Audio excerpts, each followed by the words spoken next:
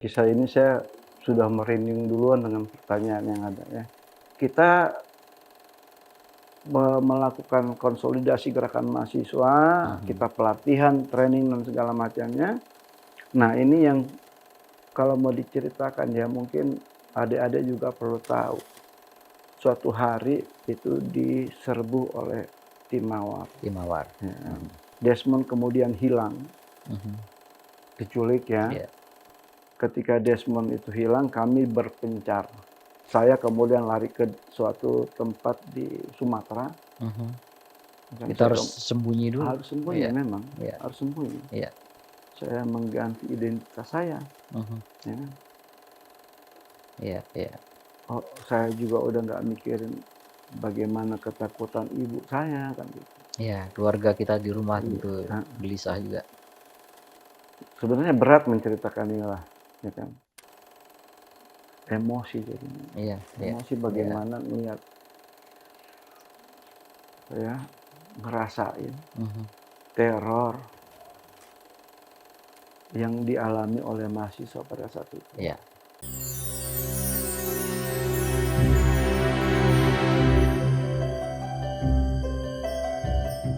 Ya, kita lanjut di perbincangan kita soal menolak lupa. Ya, banyak pergumulan kita dulu 98 dengan segala macam resiko yang sangat berbahaya. Bukan cuma kita tetapi keluarga kita juga merasakan kegelisahan yang sama. Nah, mungkin bisa dilanjut itu tadi soal pergumulan itu. Oke, saya potong aja langsung ke 98 ya. Terjadilah kerusuhan. Saya ingat betul sebelum aksi Trisakti, kami simpul-simpul gerakan itu bertemu di Universitas Indonesia di Depok. Depok, ya.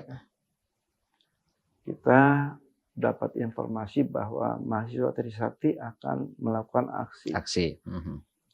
Waktu itu informasi dari kawan-kawan Trisakti itu mereka akan aksi statis, nggak keluar ke jalan. Iya, iya. Tapi tidak keluar kampus ya? Tidak keluar ke kampus.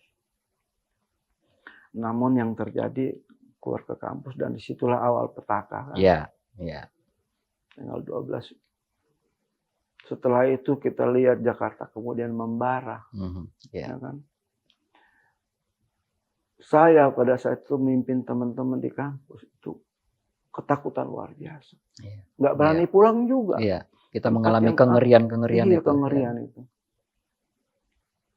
Saya nggak berani pulang itu karena pertimbangannya mungkin di kampus lebih aman. Iya, iya. Karena ada apa? Pertimbangan safety aja ya supaya di kampus ya. Safety, ya.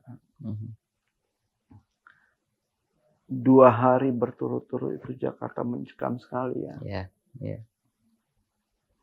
Saya di samping sudah punya kesedihan dengan teman-teman yang hilang. Iya, iya. Teman-teman yang nggak kembali. Iya. Yang mati di kerusuhan 27 Juli. Iya. Rentetan tragedi ini mau nggak mau kan membentuk diri kita ya. Iya, iya. Betapa marahnya dengan kekuasaan yang otoritarian itu. Iya. Ketika kerusuhan terjadi, saya ingat yang namanya Ita Marta Dinata. Iya. Ya kan? Seorang perempuan pemberani yang melakukan investigasi terhadap korban Mei. Ya, Mei, betul. Ya, saya masih ingat itu. Ya. Yang kemudian maaf ya dia harus diperlakukan sangat biadab. Ya. Hanya untuk memaparkan kepada masyarakat bagaimana biadabnya kekuasaan saat itu. Ya. Ya. Dan pangkostratnya kita tahu siapa. Saat itu ya. Tanggal 14, 18, tanggal 17 saya masuk ke DPR. Waktu itu diterima oleh almarhum Eki Sahrudin. Eki Sahrudin. Ya kan? Dia sempat jadi anggota DPR, kemudian dia jadi duta besar di Kanada. almarhum itu kenal baik dengan saya dan dia sayang sama saya. Iya.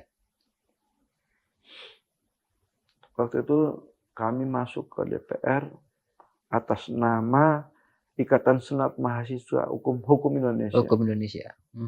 Sehari kemudian gelombang mahasiswa masuk. Mulai masif. Masif. Ya. Dimotori oleh kawan-kawan FKSMJ. Iya. Ya kan? Iya. Ketika sudah demikian masifnya gerakan mahasiswa dan ada kerusuhan yang mau nggak mau memaksa Soeharto untuk meletakkan jabatannya. Iya. Tapi ada yang nggak gitu tahu, kita nggak sadar pada saat itu. Malam sebelum kita diperintahkan untuk keluar, ya kan, betapa tegangnya DPR. Iya. Ya kan, Iya. ada pergantian panglima kan, Iya. dalam waktu 71 jam. Ya, untuk menghadapi aksi-aksi Iya. itu. Iya. Kita udah ketakutan di DPR itu. Waktu itu lokasi sudah di dalam ya? Sudah di dalam. Iya. Kan ada perintah dievakuasi kan, Iya. itu kan. Iya. Teman-teman udahlah kalau mati aja lah, kalau Iya. memang ini untuk jadi Tiananmen-nya Indonesia, apa boleh buat. Iya. Ya kan. Ada teman-teman yang sengaja tidur di bawah panser, itu bisa dilacak track record, Iya. ya kan? Jejak rekamnya. Artinya pada saat itu ya sudahlah kalau memang batas umur kita di sini, ya demi kita merelakan diri kita untuk itu. Ya. Bahkan sepertinya orang tua kita itu merelakan gitu. Kalau kita ingat darah juang gitu ya. Iya. Iya. Orang tua kita masing-masing merelakan bahwa ya, kalau memang kalian meyakini adalah perjuangan untuk Indonesia yang lebih baik, ibu saya bilang, lakukan. Iya. Jadi kejadian perintah eksekusi dari evakuasi, dan kita mendengar pula akan terjadi clash bersenjata antara marinir yang memasang badan untuk memagari mahasiswa gitu ya. Lebih akomodatif waktu itu. Iya, ya? Dan pasukan Kostrad yang mau mengevakuasi kita dengan cara yang kasar. Iya. Akhirnya kalau nggak salah ingat Pangkostratnya diganti, dan ketika kemudian kita dirayu oleh kalau nggak salah ya, Mayor Jenderal Marinir Soeharto. Iya, iya. Yang kemudian menjamin adik-adik mahasiswa, kalian nggak usah takut, kami bersama kalian. Jadi situasi tegang itu kita nggak takut juga gitu loh, kita kan udah pasrah. Iya, iya.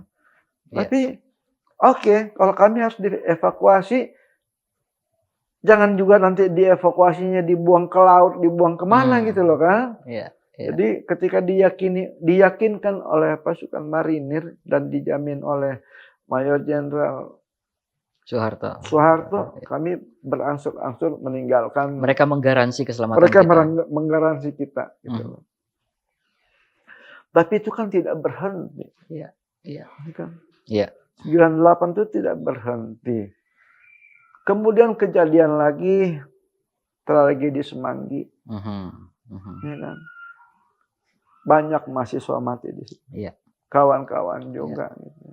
Iya. Dan itu juga berlanjut pada Semanggi 2. Iya, kawan-kawan banyak yang jadi martir. Iya, adik-adik mahasiswa. Iya. Junior saya pun meninggal satu di sana. Iya.